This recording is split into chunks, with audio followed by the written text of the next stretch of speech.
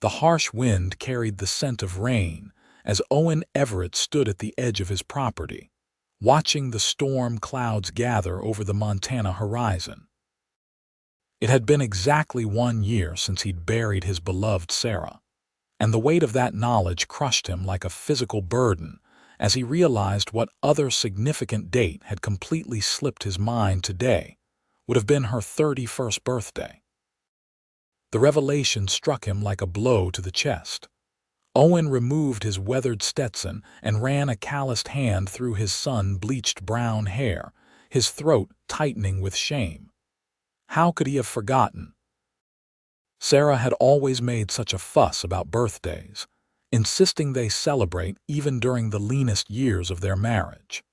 She'd mark the occasion with whatever they had, even if it was just coffee by candlelight and a shared piece of honey candy when times were particularly hard. The year 1878 had been cruel in ways Owen couldn't have imagined when they'd first settled this patch of Montana territory 5 years earlier. The drought last summer had nearly broken them before the typhoid fever swept through their small settlement and took Sarah in just 9 painful days. The memory of her final moments still haunted him, her once vibrant blue eyes clouded with fever, her voice barely a whisper as she made him promise not to waste away in grief, a promise he'd been breaking every day since. Owen turned back toward his modest cabin, its weathered logs standing resilient against the elements even as he felt himself crumbling inside. As a cattle rancher trying to rebuild his herd after the drought, he had little time for reflection, but today the guilt overwhelmed him. He'd been so consumed with survival that he'd let this important day slip by unacknowledged. The clouds finally opened as he reached his porch, the first fat raindrops striking the dust at his feet. Inside the cabin, the emptiness greeted him like an unwelcome guest. No fire in the hearth, no stew simmering, no Sarah humming as she worked, just hollow silence and the memories that refused to fade. He lit a lamp with trembling hands, illuminating the small space they had once shared. His gaze fell on the carved wooden box on the mantel, where he kept Sarah's few treasures, a silver locket containing a lock of her mother's hair, her wedding band which had been too loose when she'd fallen ill, and a dried wildflower from their first spring together. Owen opened it now, running his finger along the simple gold band. "I forgot your birthday," he whispered into the empty room. "I'm sorry, Sarah." A knock at the door startled him from his reverie. Few visitors came to his isolated homestead, especially in threatening weather. Owen quickly closed the box and moved to answer, his hand automatically checking the revolver at his hip, a necessary precaution in the still wild territory. Standing on his porch was Viola Zimmerman, the widow who had moved to their settlement just months before Sarah fell ill. Her black mourning dress was speckled with rain, and she held something covered with a cloth in her hands. At 38, she was a few years older than Owen, her once auburn hair now threaded with silver at the temples, her green eyes carrying the same shadow of loss he recognized in his own reflection. "Mrs. Zimmerman," he greeted her with surprise, "you shouldn't be out in this weather. Is everything all right at your place?" Viola's small homestead lay about a mile east of his property. Her husband had died in a mining accident back east, prompting her journey west to claim land under the Homestead Act, an unusual and brave endeavor for a woman alone. "Mr. Everett," she replied, a gentle smile softening her features. "I hope you'll forgive the intrusion, but I remembered today was Sarah's birthday. I thought perhaps you might." Her voice faltered briefly. "Well, I baked a cake. It's nothing fancy, just a simple sponge with some preserved berries, but I thought you might like to have it." Owen stared at her, momentarily speechless. The kindness of the gesture coupled with his own shameful forgetfulness left him struggling to respond. "That's—" he began, clearing his throat. "That's mighty kind of you, Mrs. Zimmerman. Please call me Viola," she said, offering the covered dish. "I know what these days are like. After my Thomas passed, the anniversaries and birthdays were the hardest to bear alone." Owen hesitated before accepting the plate. "I forgot," he admitted, the words painful in his throat. "With everything happening on the ranch, I completely forgot what day it was until about an hour ago." Compassion rather than judgment filled Viola's eyes. "The living still must live, Mr. Everett. Grief has a way of muddling our minds when we need them most." "Owen," he corrected automatically, "if I'm to call you Viola." The rain began to fall more heavily, drumming on the porch roof above them. Lightning flashed in the distance, followed by a low rumble of thunder. "You'd better come inside until this passes," Owen said, stepping back to allow her entry. "It wouldn't be right to send you back in this storm." Viola hesitated, clearly weighing the propriety of entering a widower's home against the worsening weather. Another crack of lightning decided for her, and she stepped inside with a grateful nod. The interior of the cabin felt suddenly smaller with her presence. Owen became acutely aware of the disordered dishes from breakfast still unwashed, clothing draped over chairs, his boots caked with mud by the door. He hadn't bothered much with housekeeping since Sarah died. "Let me take your wrap," he offered, setting the cake on his small table. As Viola removed her damp shawl, Owen quickly stoked the banked fire, adding kindling until flames began to lick at the dry wood. The warmth slowly spread through the cabin, pushing back the chill of the rain. "Would you care for some coffee?" he asked, grateful for the familiar ritual of hospitality to fall back on. "That would be lovely," she replied, her eyes taking in the cabin without judgment. As Owen prepared the coffee pot, Viola moved quietly around the small space, gathering the dishes and carrying them to the wash basin. Before he could protest, she had rolled up her sleeves and was washing them with practiced efficiency. "You don't need to do that," he said, embarrassed. "I don't mind," she answered simply. "Keeps my hands busy." They worked in companionable silence for a few minutes, the domesticity of the scene striking a bittersweet chord in Owen's heart. It had been so long since he'd shared such simple tasks with anyone. With the coffee brewing and the dishes cleaned, Viola uncovered the cake. It was indeed simple but beautifully made, the golden sponge topped with glazed berries that glistened in the firelight. "She'd want you to celebrate," Viola said softly, meeting his eyes across the table. "Not to mourn in darkness." Owen swallowed hard against the unexpected emotion rising in his throat. Sarah always loved birthdays, said they were a gift even when times were hard. "She sounds like a wise woman," Viola replied, accepting the cup of coffee he offered. Thomas was the same. He'd insist on marking every occasion, even if it was just with a special meal or a handmade token. "How long has it been?" Owen asked, realizing he knew very little about this woman despite her living so near. 3 years this December," Viola answered, her fingers tracing the rim of her cup. "The mine collapse took him and 11 others. I stayed back east until last year trying to make a go of it, but—" She shrugged slightly. "There wasn't much left for me there. When I heard about the land opportunities out west, it seemed like a chance to begin again." Owen nodded, understanding the impulse all too well. He and Sarah had come west with similar dreams. "It's not an easy life, especially alone." "No, it isn't," she agreed. "But there's a freedom in it too, and the land it has its own kind of beauty." Outside, the storm intensified, rain lashing against the windows and wind howling around the cabin's corners. Inside, however, the atmosphere had softened, warmed by more than just the fire. Owen cut 2 slices of the cake, placing them on the cleanest plates he could find. The first bite brought an unexpected wave of emotion, the sweet tartness of the berries reminding him of summers spent picking wild fruit with Sarah, her laughter echoing across sun-dappled meadows. "This is delicious," he managed after composing himself. "Thank you."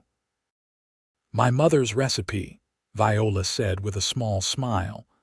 "One of the few things I brought west with me." As they ate, Owen found himself sharing stories of Sarah, her determination to grow flowers even in the harsh climate, her knack for bartering with passing traders, the way she'd sing to calm their nervous cattle during thunderstorms like this one. Stories he'd kept locked inside since her passing. In turn, Viola spoke of Thomas, his dream of owning land someday, his skill with woodworking, the Christmas he'd carved her a set of birds so delicate they seemed ready to take flight. Her eyes brightened as she spoke, grief temporarily replaced by the joy of remembrance. "It's strange," Owen said as their plates emptied. "For months I've avoided thinking about Sarah because it hurt too much, but talking about her now, it feels right somehow. Because you're celebrating her life rather than mourning her absence," Viola suggested gently. "There's room for both, I think, but we often get stuck in the latter." The rain eventually slackened, though the sky remained dark with clouds. Owen realized several hours had passed in conversation, the longest social interaction he'd had in months. "I should be getting back," Viola said, gathering her shawl. "My chickens will be wondering what's become of me." "I'll escort you," Owen insisted, reaching for his coat and hat. "The path gets treacherous after rain." They walked in comfortable silence, navigating around puddles and muddy patches. The storm had cleared the air, leaving behind the rich scent of wet earth and sage. In the eastern sky, the clouds had parted enough to reveal the first evening stars. When they reached her small homestead, a cabin similar to his own, but surrounded by a flourishing vegetable garden and a neat chicken coop, Owen tipped his hat in farewell. "Thank you, Viola, not just for the cake but for reminding me that there are good memories too." "You're welcome to come by for supper sometime," she offered tentatively. "No special occasion needed." Owen nodded, something unfamiliar and warm stirring in his chest. "I'd like that." As he walked back toward his own property, Owen felt lighter than he had in months. The guilt of forgetting Sarah's birthday remained, but it was tempered now by a sense that perhaps he was finally beginning to keep his promise to her to live rather than merely exist in her absence. Over the following weeks, Owen found himself making the walk to Viola's homestead with increasing frequency. At first, he brought practical excuses, offering to repair her leaking roof, bringing extra firewood, checking her fences after a windstorm. But soon, the pretense fell away, replaced by the simple pleasure of her company. They established a routine of sorts: Sunday suppers at her cabin, occasional shared labor when either property required extra hands, and evenings spent on her porch watching the spectacular Montana sunsets. Viola taught him to bake Sarah's favorite spice cake, and he showed her how to track deer through the surrounding woodland. The townspeople noticed, of course. In small frontier communities, little went unobserved. Some whispered that it was too soon, that proper mourning periods should be observed. Others, particularly those who had witnessed Owen's decline into isolation after Sarah's death, seemed cautiously approving of the friendship. In early September, nearly 2 months after Sarah's birthday, Owen rode into town for supplies. The general store owner, Maxwell Porter, a garrulous man who served as the unofficial town crier, cornered him between the flour sacks and ammunition shelf. "Hear you've been spending considerable time over at the Zimmerman place," he commented with poorly disguised curiosity. Owen selected a bag of coffee beans, keeping his expression neutral. "Mrs. Zimmerman has been neighborly since she arrived. I'm just returning the favor." Course," Maxwell nodded, stroking his bushy beard. "Widow woman like that needs a helping hand now and then. Though folks are starting to wonder if there might be more to it." Owen fixed the storekeeper with a level gaze. "Mrs. Zimmerman and I are friends, Maxwell. She understood what it meant to lose Sarah when few others did. That's all there is to it." But even as he spoke the words, Owen knew they weren't entirely truthful. Something more had been growing between them, unspoken but undeniable. That evening, as he organized his purchases, Owen's eyes fell on Sarah's wooden box. With careful hands, he opened it, studying the treasures inside. For the first time, he found he could look at them without the crushing weight of grief. Instead, he felt a gentle melancholy mixed with fondness for the memories they represented. "I think I'm starting to keep my promise, Sarah," he whispered, "but I need to know if it's all right." The cabin remained silent, but as the last rays of sunlight filtered through the window, they fell directly across the dried wildflower in the box, illuminating its faded petals with golden light. Owen wasn't a superstitious man, but he chose to take it as a sign of approval nonetheless. The next day he saddled his horse at dawn and rode to town with purpose. The jeweler, an elderly German immigrant named Heinrich, was surprised to see him so early but welcomed him warmly. "What can I do for you, Mr. Everett? Need a watch repair, perhaps?" "No, Heinrich. I was hoping you might have a locket, something simple but well made." The jeweler's eyebrows rose slightly, but he asked no questions as he brought out several options. Owen selected a silver oval with a delicate etched pattern of leaves reminiscent of the wildflowers that grew abundantly around Viola's cabin. "Would you like something engraved inside?" Heinrich asked as he polished the piece. Owen hesitated, then nodded. "Just the date, if you could."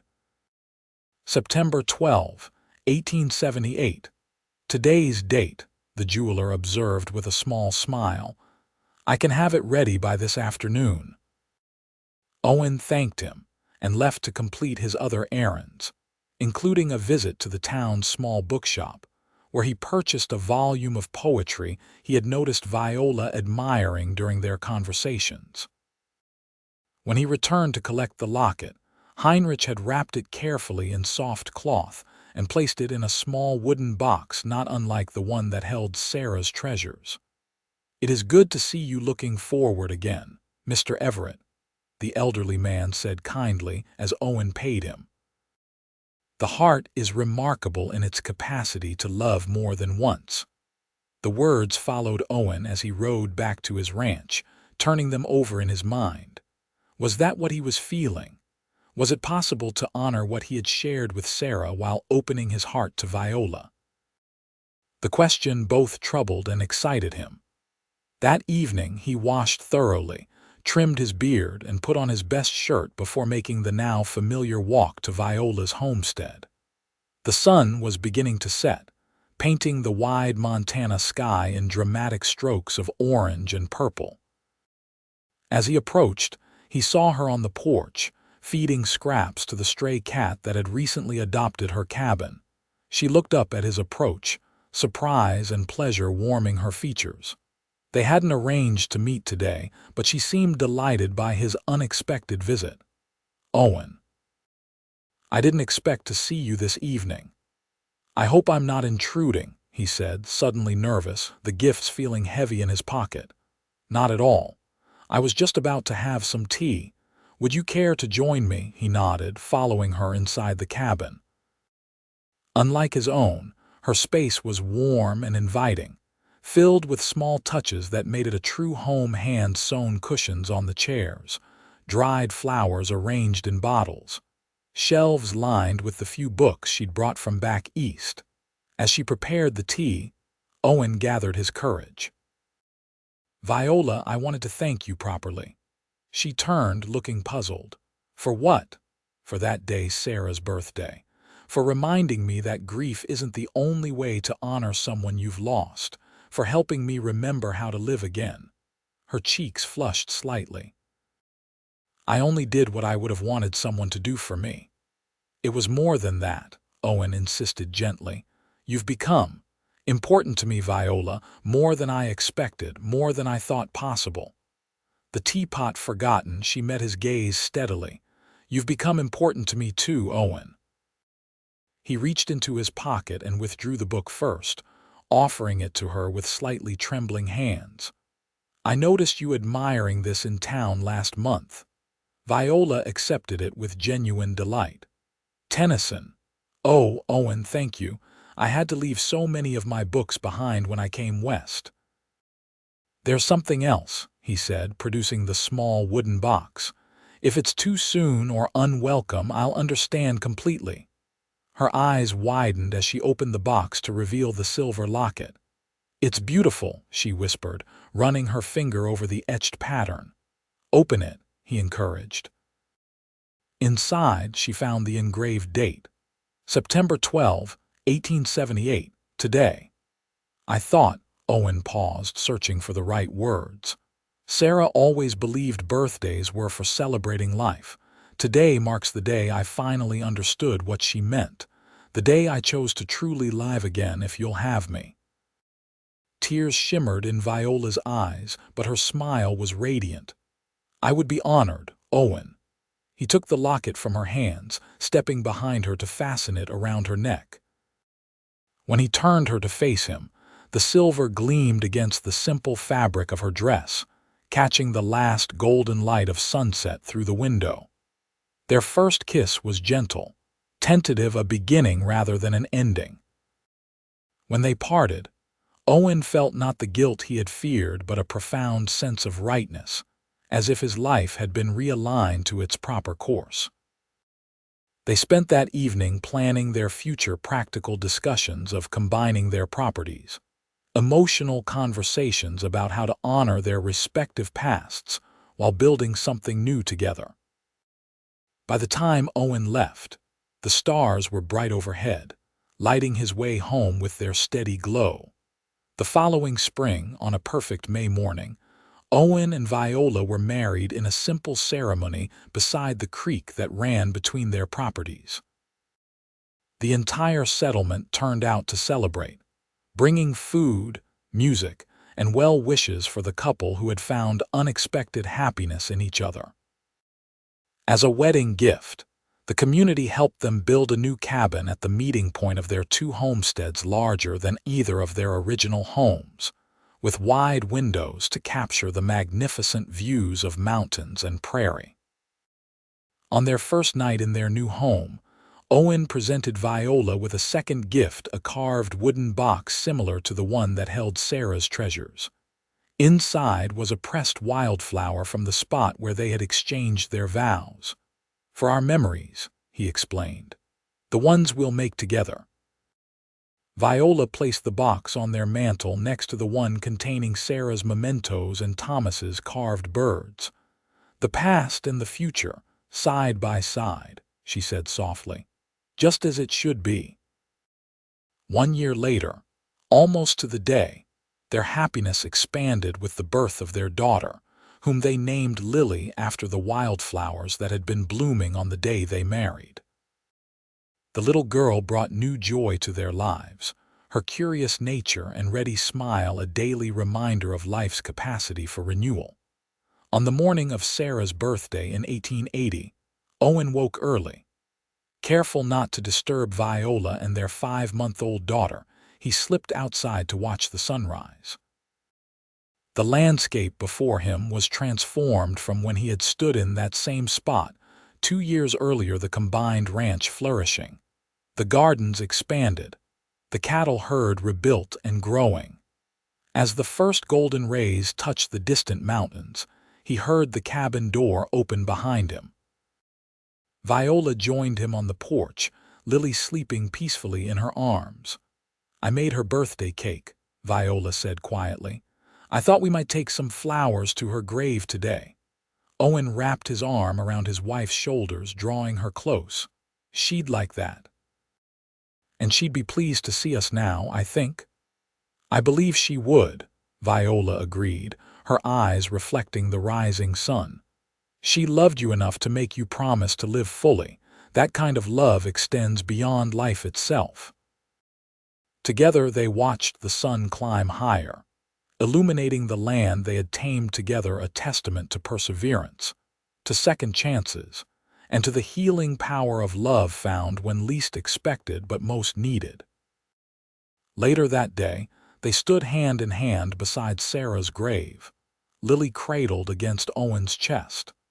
They shared pieces of birthday cake and stories of the woman whose memory had, in an unexpected way, brought them together. As they walked back toward home in the golden light of late afternoon, Owen reflected on the winding path his life had taken. The grief would never completely disappear, nor would the love he had shared with Sarah.